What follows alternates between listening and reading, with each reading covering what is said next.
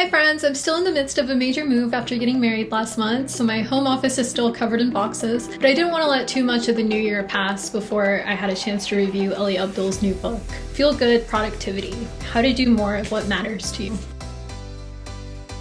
In the process of making this video, I jotted down 36 quotes, but I forced myself to narrow it down to 10. The algorithm tends to prefer smaller numbers when it comes to things like that, but also I didn't necessarily want to give away the whole book for many reasons, not least of all being that I sent a copy to my brother for his birthday. I don't want him to think he can just watch this video instead of reading it.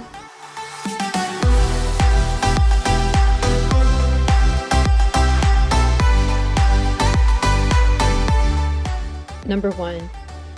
I found that my sense of confidence increases substantially when I read books, listen to podcasts, or watch videos with stories of people succeeding in the areas in which I want to feel more empowered. A bit of an obvious take, but I really loved this. This is why I enjoy interviewing writers, and especially writers who are further along in their career or their craft. I always learn so much, and I always end up so rejuvenated and excited about writing. Number 2. As the philosopher Seneca said, "He who teaches learns," and once you understand the power of the protege effect, it becomes surprisingly easy to take on the role of teacher in almost any role. I learned so much from making YouTube tech tutorials, mostly because I have a tendency to do things the least efficient way first, but if I'm showing someone else how to do something, I'm embarrassed to do it that way, so I force myself to relearn it in the correct way before I show it. This is especially the case when it comes to formulas and charts on Notion and formatting documents in just about any text editor. There's nothing quite like teaching composition for you to realize that you really don't know much about anything. Number 3. Have to is coercive language that makes you feel powerless. Choose to is autonomy-affirming language that makes you feel powerful. And if you're doing something you really didn't choose, what choices can you make around your approach? I am so excited to try this one out. I've already felt it having a massive impact in how I approach both writing and YouTube. I think it would have an even bigger impact if I said it out loud to other people instead of just to myself. But what I especially love about it is that it made me realize I've been very blessed to have had the option to choose pretty much everything in my adult life, at least. I chose my majors, the decision to go to grad school, the decision to be an author. Nobody forced me to do that. I chose all of it. That means I also can't blame anyone for any predicament I find myself in. Number 4. If we want to harness the feel-good effects of people, try to find people with whom to work in sync, even if you aren't actively collaborating on the same task. Starting something alone is infinitely more difficult than starting it together. When we find a partner to hold us accountable, we're much more likely to overcome inertia. So this is 2 separate sections that I felt like could have been combined. The first was about working in sync. The second was about finding accountability partners. And Ali gives some really great resources throughout the book. With the first part, he brings up the London Writers Salon, which I had heard of before. I still get emails from them every single day, but I've only attempted it once. And I didn't even stay the whole time when I attempted it. I have found that co-working just doesn't work for me, especially if it's with thousands of people. In the second part, Ali brings up accountability partners, and he brings up the subreddit Get Motivated Buddies, which I hadn't heard of.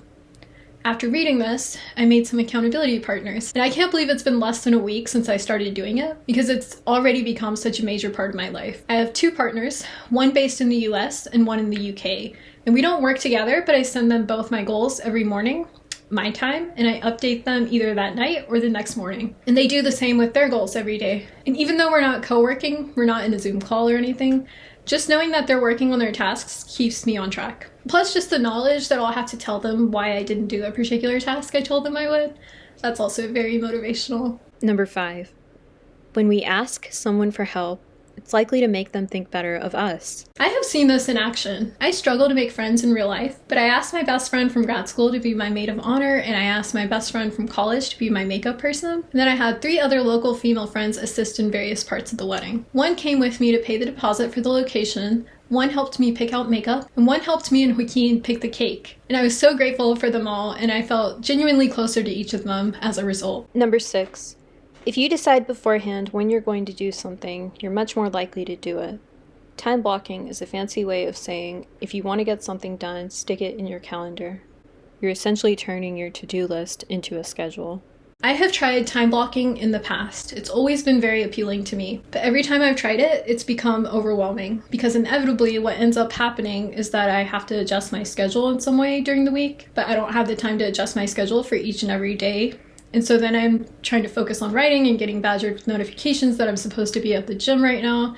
And that bothers me a lot. It makes me feel overwhelmed and unorganized, which are two things that aren't very conducive to productivity. But since Ali mentioned it, and because I still find it appealing, I'm gonna try it this quarter. And he does give some great strategies to go about it in a more productive way than you're probably accustomed to.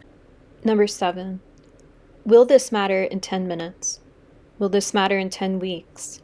Will this matter in 10 years? I used this a lot in high school. It was just something I had stumbled upon on my own. And like most awkward teens, I had a lot of embarrassing moments. And I was so flabbergasted to realize that everyone around me had their own embarrassing moments. And if I was pressed to recall anyone around me's embarrassing moments, I couldn't remember a single one. So why did I think they'd remember mine? Number 8. The truth is, everyone is concerned mostly about themselves and how they're coming across. They're not spending much time, if any, thinking about us. Pretty self-explanatory, but it brings me a lot of comfort. Number 9. The highest performers were those who occasionally switched between tasks, but didn't go overboard. So the goal is to spend most of our time focused on just one task, but not beat ourselves up if we occasionally lose concentration. This was so good to know. It made me feel so much better about all the times I'm just incapable of getting into a focused state, which is basically any time I'm not working with a deadline imposed by someone else. So 99% of the time. Number 10. If I was to make the 12-month celebration a reality, what would I need to do over the next year to get there? Short-term targets feel much easier to reach than long-term ones. Each morning, simply choose 3 actions for the day ahead that will move you a tiny step closer to where you want to be in a year's time. Again, I'm combining these last two because I think they perfectly complement one another. The 3 tasks thing is something I remember learning in the Productivity Project by Chris Bailey, but I know it probably precedes him. It's a very old concept. The way I'm applying it this year is that every morning I give myself 3 high-impact tasks. And I've started blocking social media on my phone until I've completed at least 2 of them. But what I love about Ali's approach is that he pulls up his 12-month celebration Google Doc while he sets those tasks every day. And so every day, his tasks align with his ultimate goals. And I think it's pretty common to lose sight of the big picture anytime you're a goal-oriented person. My overall thoughts: this is not a revolutionary book by any means. It's basically a well-organized regurgitation of many other recent productivity books. I will say, however, I think this is a good entry point for a lot of people.